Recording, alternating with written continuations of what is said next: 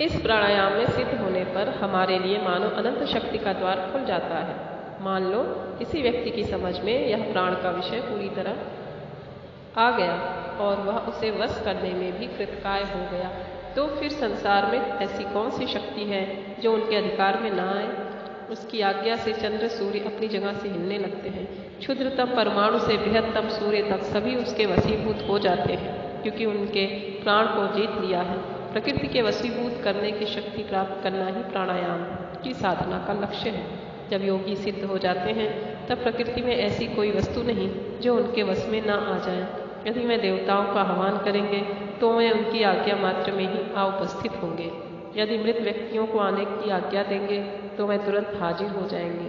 प्रकृति की सारी शक्तियाँ उनकी आज्ञा की दासी की तरह काम करने लगेगी। आज्ञाजन योगी के इन कार्यकलापों को अलौकिक समझते हैं। हिंदू मन की एक विशेषता है कि सदैव अंतिम संभाव्य सामान्यीकरण के लिए अनुसंधान करता है और बाद में विशेष पर कार्य करता है। वेदों में यह प्रश्न पूछा गया है, कश्मन्नो भगतो विज्ञाते सर्वमिदं विज्ञातम भवति। ऐसी कौन सी वस्तु है जिनका ज्ञान होने पर सब कुछ ज्ञात हो जाता है।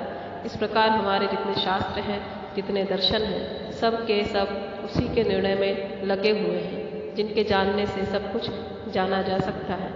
यदि कोई व्यक्ति जगत का तत्व थोड़ा थोड़ा करके जानना चाहे तो उसे अनंत समय लग जाएगा, क्योंकि फिर तो उसे बालू के एक एक कण तक को भी अलग अलग रूप से जानना होगा। अतः यह स्पष्ट है कि इस प्रकार सब कुछ जानना एक प्रकार से असंभव है। तब फिर इस प्रकार के काम लाभ की संभावना कहाँ है। एक एक विषय को अलग अलग रूप में जानकर मनुष्य के लिए सर्वज्ञ होने की संभावना कहाँ है। योगी कहते हैं, इन सब विशिष्ट अभिव्यक्तियों के पीछे एक सामान्य अमूर्त तत्व है। उनको पकड़ने सकने या जान लेने पर सब कुछ जाना जा सकता है।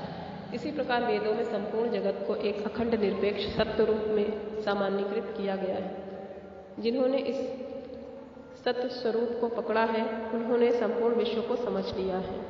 उक्त प्रणाली से ही समस्त शक्तियों को भी इस प्राण में सामान्यीकृत किया गया है। अतएव उन्होंने प्राण को पकड़ा है। उन्होंने संसार में जितनी शारीरिक या मानसिक शक्तियाँ हैं सबको पकड़ लिया है। जिन्होंने प्राण को जीता है उन्होंने अपने मन को ही नहीं वरन सबके मन को ही जीत लिया है। जिन्होंने प्राण को जीत लिया है उन्होंने अपनी देह और दूसरी जितनी देह है सबको अपने अधीन कर लिया है, क्योंकि प्राण ही सारी शक्तियों की सामान्यीकृत अभिव्यक्ति है।